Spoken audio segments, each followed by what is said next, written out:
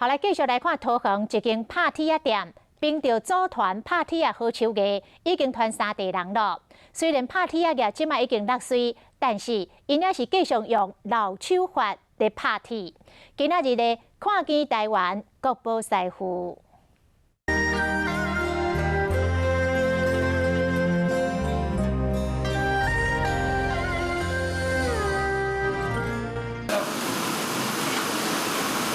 火青艺术是流程同款，却是凝结时间。老艺术赤热混热伫刀顶面，见证了100年成长的手工过程，嘛是100年拍铁仔店工艺技术上界好的证明。我18岁跟老爸去3年学材啊，到20岁我来做师傅啊。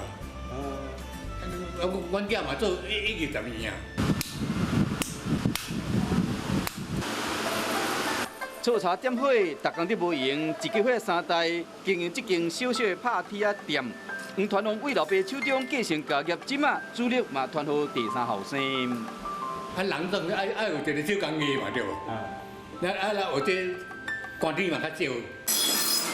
伊这个必须第3后生挂目镜，专心伫做事，火候、温度拢是靠经验。 倒位加工拢是照步来，黄传龙坐伫椅仔顶，你甲斗过，事业虽然已经交接啊，不过同款真用心。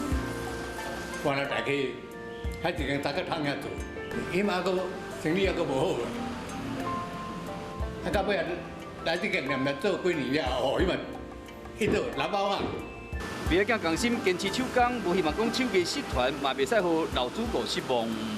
你像迄猪头哦，要来骨啊，较难骨啊。 你做嘛是共款，迄差差不多80%。